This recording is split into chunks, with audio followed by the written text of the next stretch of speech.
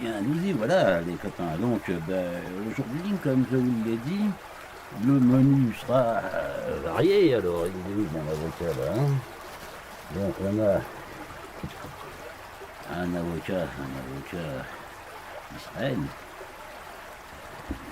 Voilà, un avocat d'Israël. Je le mange comme ça, moi, sans vinaigrette, sans mayonnaise, parce que j'aime ça. Donc voilà, après 2 heures de marche, il est temps de passer à table, les copains. Hein. Donc aujourd'hui, mon avocat, je vais vous montrer, mais je vous montrerai au fur et à mesure. Là, c'est une cacasse à cunu. Donc, une cacasse à cunu, c'est un plat typiquement ardennais. Hein. Donc après Israël, on passe dans les Ardennes. C'est une espèce de ragoût de pommes de terre. Donc il y a des oignons, de la farine, du saindoux. On l'appelle à cunu parce que normalement, quand il n'y a pas de viande avec cette cacasse, ce ragoût de pommes de terre, on appelle ça donc à cunu, sans viande. Mais comme il y en a un peu, l'appellation n'est pas exacte parce que on appelle ça une cacasse habillée. Après, c'est plus à cunu. Mais bon, pour la publicité et parce que c'est sympa, hein, ben voilà, on appelle ça la cacasse à cunu. Donc je vais faire chauffer ça pendant que je vais manger mon avocat. Et puis donc après, je me suis fait que j'avais, allez, 3 pommes Gala, mais elles n'étaient pas terribles ces pommes-là. Donc je me les suis fait au caramel au beurre salé, avec, j'ai mis du calva dedans, j'ai mis de la cannelle, donc ça devrait être pas mal, je vous montrerai ça tout à l'heure. Hein. Et puis bah, un petit morceau de fromage, hein, il est enveloppé pour le moment, voilà, ça sera. Donc un repas complet, un repas sympa. Voilà. Donc je vais faire chauffer ma cacasse. Ma cacasse, bon les copains. Hein? Ah ben Dieu. Quelle odeur, quelle odeur, quelle odeur. Donc ça sera mon dessous de plat, parce que regardez, elle va être chaude. Hein? Ça sera mon dessous de plat. Ah oui, il y a de la saucisse, il y a du beurre, donc elle est pas cunue la copine. Regarde, elle est habillée. Vous voyez, je commence déjà à faire des salades. J'ai mis mon poncho comme nappe, hein, parce que... Ah, regardez-moi ça, regardez-moi ça, regardez-moi ça. Donc là, ça va chauffer doucement, ça va mitonner pendant que je déguste mon avocat. Et elle est bien, hein, elle est bien, cette cacasse. J'en ai déjà mangé, parce que je garde les pots pour transporter mes... pour manger. Alors, attends, c'est bien. Comme disait ma belle-mère, à rationner, c'est-à-dire, il faut rien oublier au fond du pot. Il faut tout finir, rationner. Rationner ton assiette, tu l'as fini, elle me disait, ton assiette.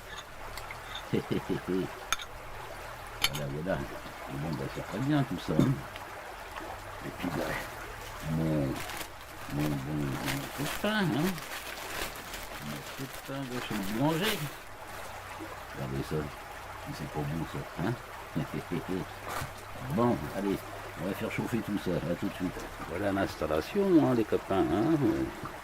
Tout est là, hein. Voilà, la cacasse qui est en train de chauffer sur mon réchaud, vous voyez. Tout doucement, ça commence à fumer un peu.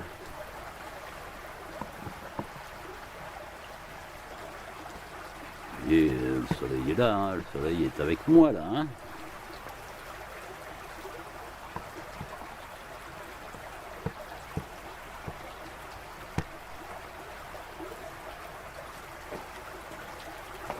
Bon, allez.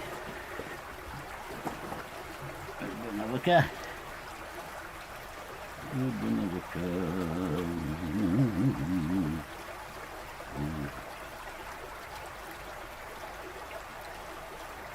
Alors, aujourd'hui les amis, on va dédier cette sortie à l'ami Eric Azouz. Eric Azouz, c'est un gars que j'ai connu à Muselière.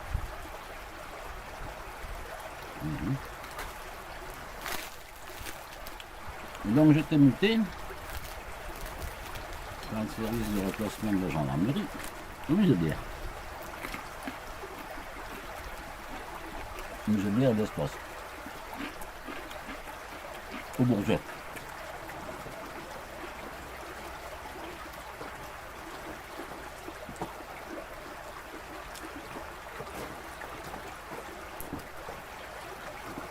Et j'arrive là-haut, avant les fêtes de fin d'année, 2001, j'étais muté le 1er janvier 2002, mais nous étions fermés.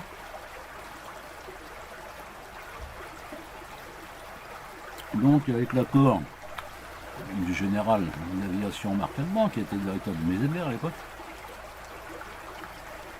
j'arrive un peu avant ma date d'affectation parce que j'étais logé sur place. Parce que je travaillais au PC de sécurité. Et en même temps, à l'époque on n'avait pas de gardien, donc je gardais le musée la nuit. Une semaine sur deux, avec mon ami Joël Petit, que mon pauvre gars nous est décédé aujourd'hui. En fait. Donc j'arrive le 2 janvier 2002 devant la porte du musée, ne connaissant personne, en attendant qu'on veuille bien me donner les clés. Je trouve un mec devant la porte. Je dis bien, le mec qui ressemble à Bernard Ménez. C'était donc mon fameux héritage. Donc c'était un problème, mais moi je ne savais pas. Et je devais être logiquement son chef.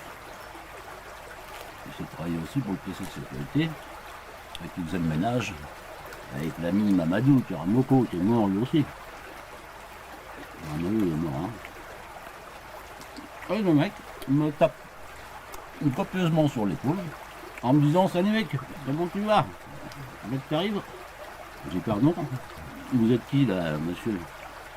Je dis: on se connaît pas, vous me tutoyez. Vous mettez une grande calque sur l'épaule. Un peu moi comme de finesse, hein, je le fous au garde à vous le gars. Et puis, il me dit: ben, je travaille au PC de sécurité. Je lui dis: ça tombe bien. Je vais être votre chef, garde à vous. Le mec gentil, voilà. Une tête là, de cinéma, quoi, hein, puisque, en fait, c'est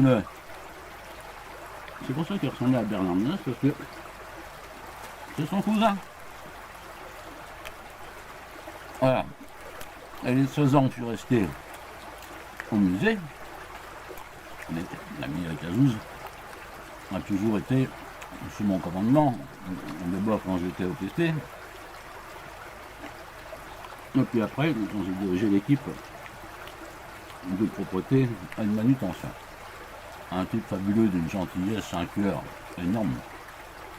Mais j'aimais bien me foutre de sa gueule, comme me fout la mienne aussi, puis j'aime bien rigoler avec tout le monde, mais bon, quand c'est l'heure de travailler, c'est l'heure de travailler.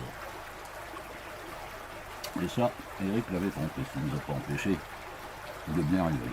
On avait une belle partie de rigolade. La petite chanson pour faire rire, une petite chanson paillarde. J'aimais bien que je l'insulte. Voilà, un mazo quoi.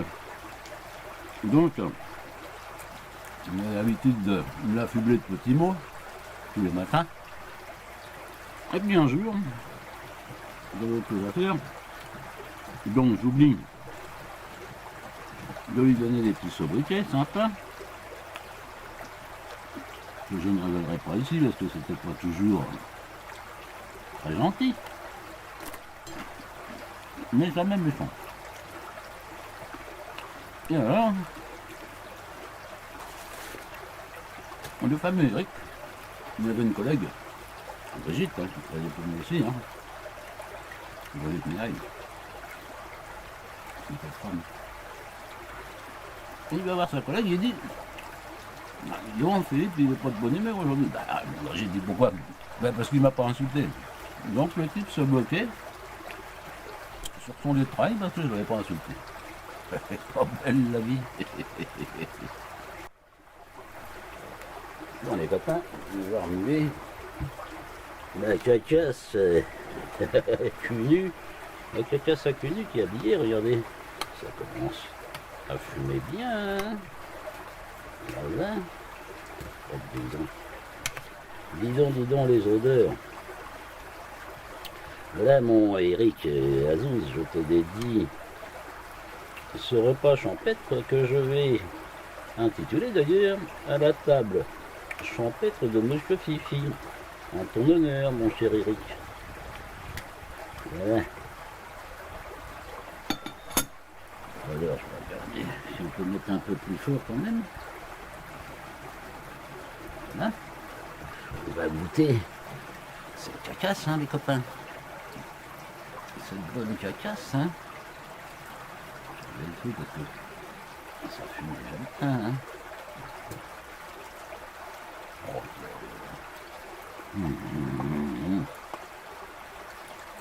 oh j'adore ça.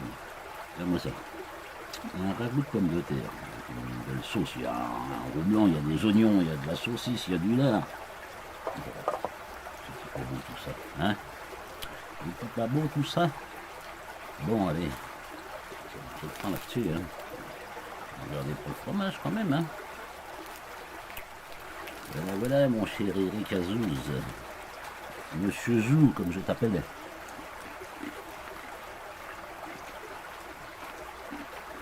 On va te faire les autres noms. Ils vont jeter à foudrer.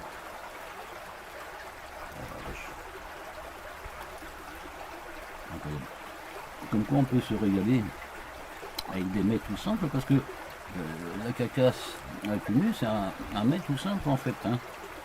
Les gens qui n'avaient pas trop d'argent, ils faisaient un ragoût de pommes de terre, ils avaient ramasser dans leur champ ou dans leur jardin, hein. Oh, c'est bon.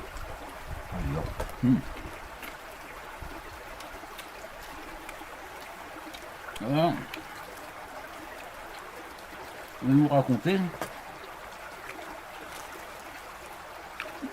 Alors ça c'était bien avant. On travaillait au musée de l'air. Quand j'ai quitté tout, la société, mon boulot, mon logement, j'ai décidé de partir en Bretagne.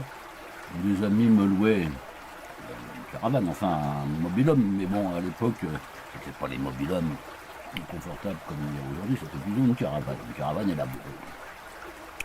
Donc cette caravane elle était au fond d'une pâture en Bretagne, dans le Morbihan. Et voilà que je quitte tout. Et tout, hein. Je vais partir là-bas. J'avais mon fils aîné qui faisait son service militaire, mon fils cadet qui s'était engagé dans l'armée de terre. Mon boulot ne me plaisait pas. J'habitais à Ebbe. J'aimais bien Ebbe, mais allez, je dis je quitte tout, je m'en vais. Au final, je quitte la société, je quitte tout. Mais je pars quasiment sans argent. Et surtout sans droit, puisque j'avais démissionné, donc j'avais le droit à rien du tout à l'époque, hein. J'avais un peu d'argent en réserve. Avec une petite AX. Tout le temps là-bas.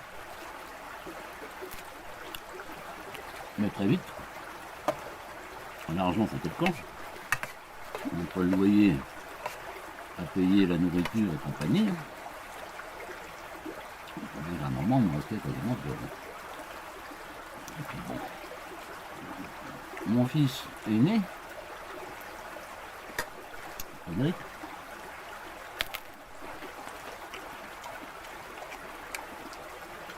Il était dans la marine à Toulon, donc au chaud. Moi j'arrive là-bas, c'était en hiver, hein. Mais la surprise, il veut venir me voir en Bretagne. Et dit, allez, une semaine avec moi, il avait 15 jours de congé, donc une semaine avec moi. Après il remontait dans les Ardennes voir sa mère.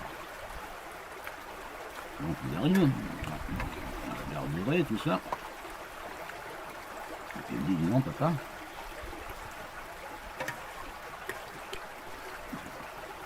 C'est pas mal ton truc, là, bien. Il fait froid. Ouais. Je pense, hein. Mais avec le sud de la France, c'est autre chose, hein.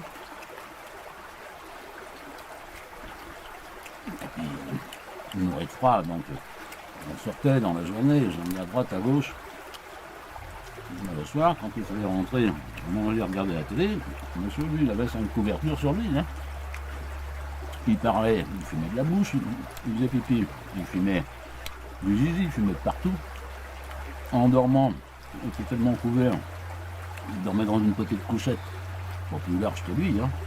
En dormant avec ses fesses, il avait ouvert la résistance, donc il était gelé, le pauvre gamin. Et au bout d'une semaine, il m'a dit, moi je pourrais pas vivre ici comme toi tu fais, hein. Je sais pas comment tu fais. Et il était content de repartir, mais bon, il était malade, le pauvre. Hein. Et puis,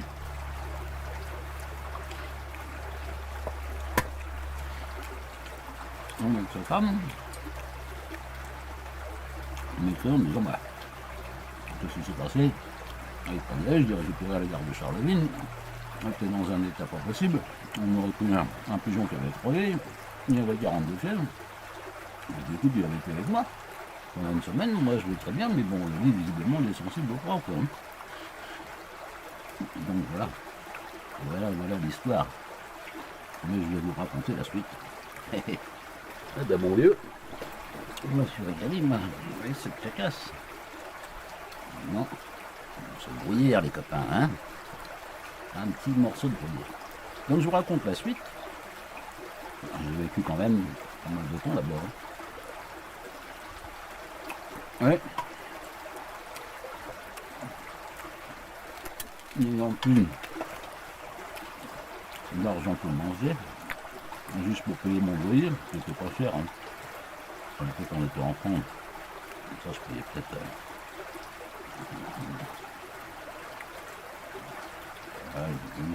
8 francs. Quoi. Le loyer. Eh ben, je suis vite tombé, non pas SDF parce que j'avais un engagement, hein, mes amis, mais dans la marginalité de mon esprit rebelle et anarchiste, qui consistait à envoyer chier la société, les gens, le système, enfin tout ce qui m'avait pesé, tout ce qui m'avait enchaîné avec un boulot au pied pendant des années. Je suis quand même tombé vite à ne plus manger grand chose. Donc là-bas c'était quand même un système sympathique parce que j'allais à la pêche à pied sur le rocher, je mangeais des huîtres sauvages, des verniques, des bourneaux, j'avais des frères, des palourdes, des régados, enfin ce que vous appelez des coques, mais en Bretagne on appelle ça des régados. Avec du gros sol, je pêchais des couteaux, je me faisais une poêlée avec du beurre, de l'ail, du persil. Je me croyais comme ça. Mais bon, à force de bouffer des fruits de mer tous les jours, à un moment, t'as la chasse quand même. Hein.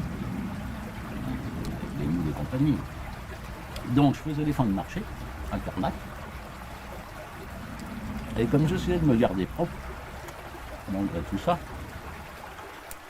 les gens voyaient bien que j'étais pas un peu d'eau. Donc, quand j'arrivais à la fin du marché, ils m'avaient repéré à me donner un petit sachet avec des fruits plus ou moins esquintés, des légumes pareils, un peu de charcuterie, rarement de la viande. Mais voilà. Et puis, ah bonjour, t'as beau faire. Donc tu continues dans tes pensées anarchistes et querelles.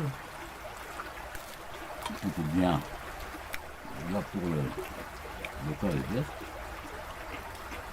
Ou alors, tu décides de retourner dans le système. Alors, c'était pas mon envie principale de retourner dans le système. Mais visiblement, ma vie inquiétait mes fils. Et principalement,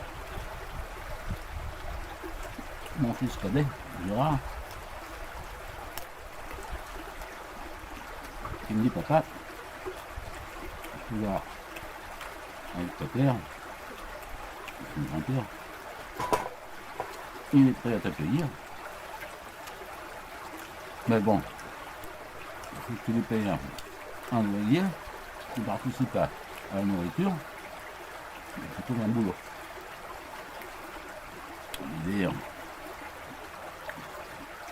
été rude, bon, je décide de remonter. Et puis voilà. Donc j'ai mon ami Frédéric qui me trouve un emploi à la centrale nucléaire de Chaux. Donc j'ai une formation en nucléaire et tout ça.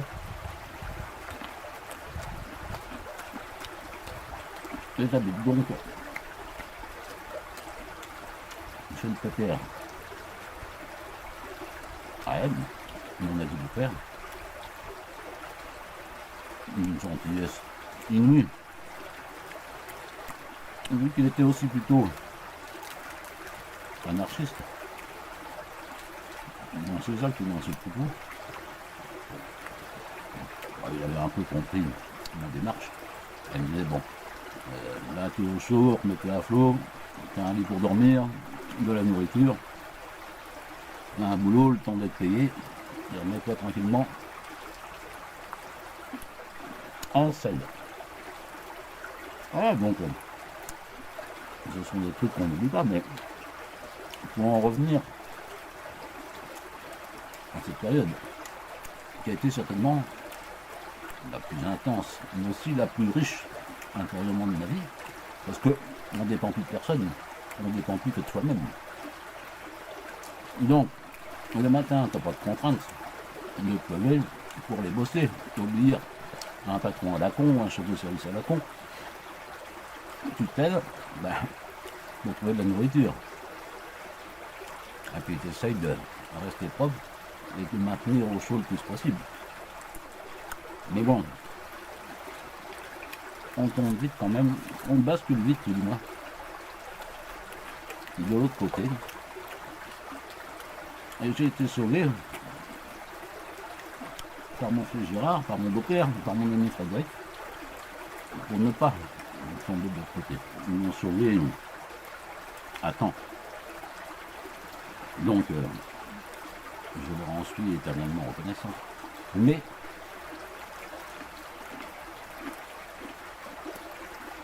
j'ai été heureux quelques mois de sortir du système. Ça s'explique pas, ça se vit. C'est pour ça que j'aime être dehors, j'aime manger dehors. J'aime vivre dehors, profiter un peu de temps, profiter de la vie, profiter du jour qui vient, de l'instant, présent. Ça c'est important. J'ai déjà dit une fois. Puis le reste, ça n'a pas d'importance. On s'en fout du reste. J'ai pas une grande maison où je suis là. J'ai un toit, du chauffage, de la nourriture. Je suis pas riche, mais je suis pas pauvre. Dans ma tête et dans mon cœur. Ah. Mais lui c'est comme ça. Mais il faut avoir le courage de dire merde à tout le monde. De dire merde à la société. Tout le monde ne l'a pas. Beaucoup le disent, beaucoup en parlent. Mais je ne pas. C'est autre chose. C'est une autre histoire. Donc c'est vrai que ma petite maman et mon petit papa m'appelaient le rebelle. Moi j'étais le deuxième d'une famille de 3, avec un frère aîné, une soeur cadette. Ils m'aimaient, hein. Je ne me suis jamais senti à ma place. Je n'aimais pas leurs contraintes, leurs ordres, enfin voilà, c'était pareil, c'est pour ça que je ne suis pas resté ni dans les fusils marins, ni dans la gendarmerie, enfin, je suis resté quand même 11 ans au total. Mais il y a un moment, j'ai saturé face à des cons, à des imbéciles qui disaient des ordres idiots, sans oreilles, qui nous méprisaient, qui nous considéraient comme de la merde, exactement. Là-bas, quand j'étais dans les fusils marins à Lorient, je suis tombé sur 2 crapuleux de second maître. Je m'en souviendrai toujours. Je n'ai pas oublié leur nom, mais je ne vais pas les citer ici parce qu'il y en a un qui est mort. Mais c'était pire que... Enfin pire. Du même acabit que Full Metal Jacket, pareil. Vous êtes de la merde, vous êtes du vomi, vous êtes moins que rien. Vas-y toi.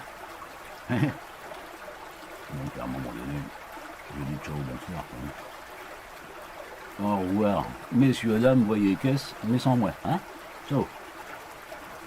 Alors là, les copains, dans un ancien pot de caca Sakunu, je garde parce que c'est des belles, des beaux petits récipients, je me suis fait 3 pommes, donc des galas qui n'étaient pas terribles au goût, donc je vais les faire cuire.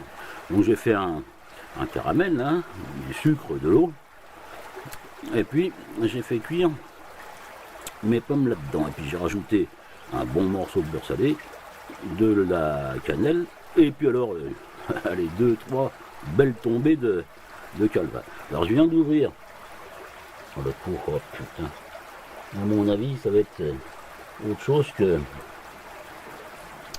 les pommes que j'ai mangées en début de semaine, parce que les galas c'est des pommes de Provence, là. C'est pas terrible au goût, hein. Donc on va voir ce que ça donne.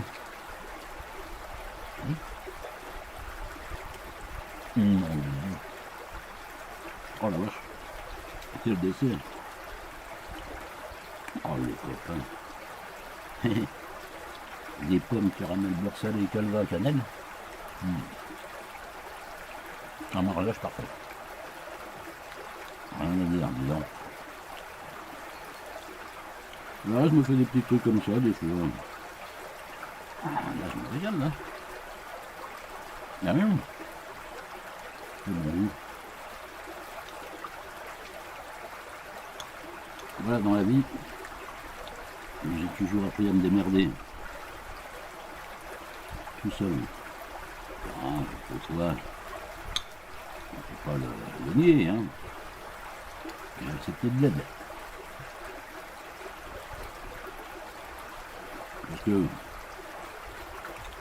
c'est bien beau, hein, la dignité, mais il y a un moment, il faut la mettre de côté. Et se dit, bah,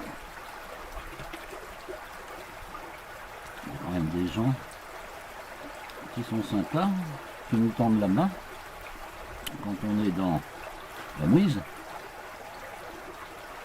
Ça existe, hein. Toute l'humanité n'est pas dégueulasse, heureusement.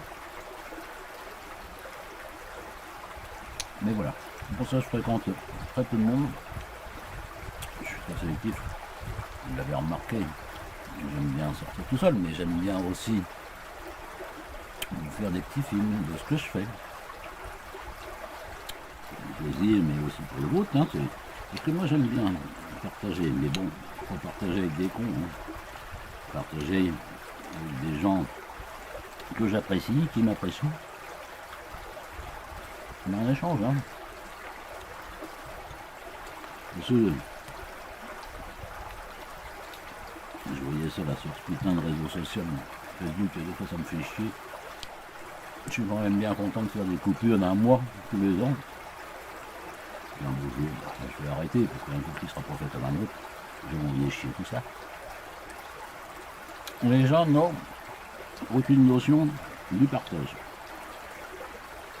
Il faut comme ils disent, parce qu'ils parlent à moitié franglais, là qui est leur statut à la con, partager leurs photos à la con, leurs trucs à la con, mais eux, ils ne partagent pas, il a le faux, hein.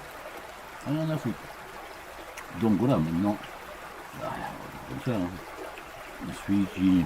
Alors je dis pas que tout le monde doit absolument apprécier ce que je fais ou ce que je dis, il n'y a pas la question, mais voilà, quand on se prétend ami, donc, on n'est pas beaucoup d'amis, hein, on n'est pas amis, on n'a pas, pratiquement pas.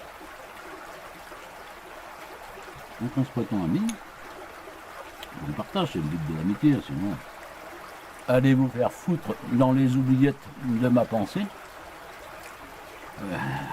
dans laquelle je tire la chasse d'eau, puis vous partirez comme des merdes.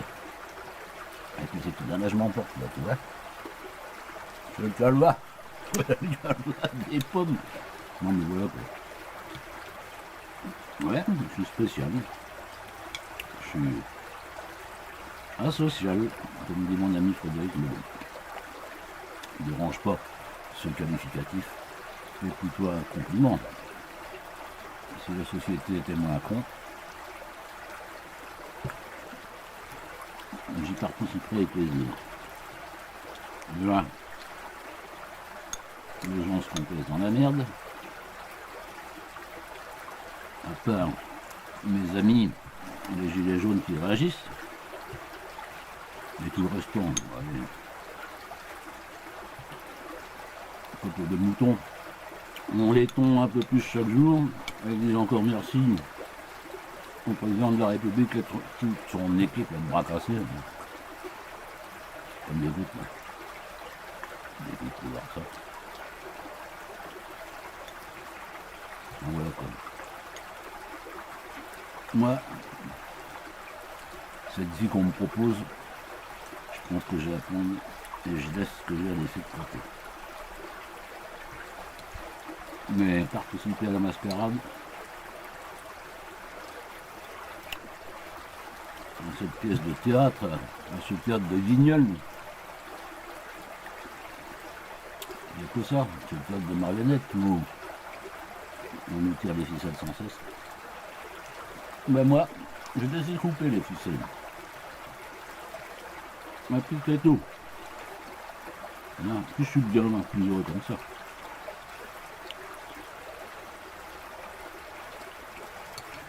Je fais ce que je veux quand je veux.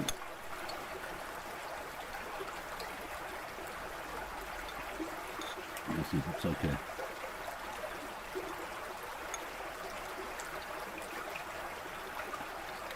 le bonheur, pour moi, c'est aussi simple que je le dis.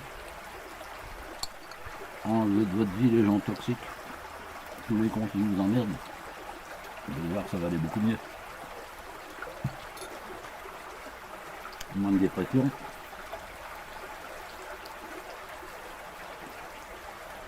Qu'est-ce que c'est? Dépression, ennui.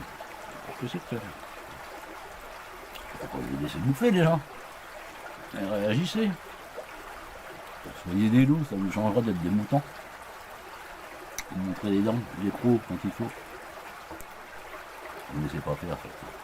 Jamais. Eh bien, sur ces bonnes paroles, ce bon repas, on va clôturer cette agréable matinée. Là. Une belle balade des 2 heures. Bon repas. Le soleil tourne. La vie, c'est ça. Et rien d'autre. Les amis, j'espère ne pas nous avoir trop fait chier avec mes propos. Enfin voilà, je sais que certains apprécieront, d'autres diront, bah, ça ne m'étonne pas, il est complètement fêlé, le pauvre gars, de toute façon, il a toujours été en marche. Mais ça ne va pas m'empêcher de continuer. Je vais sur mes 65 ans, il y a peu de chances que je change maintenant.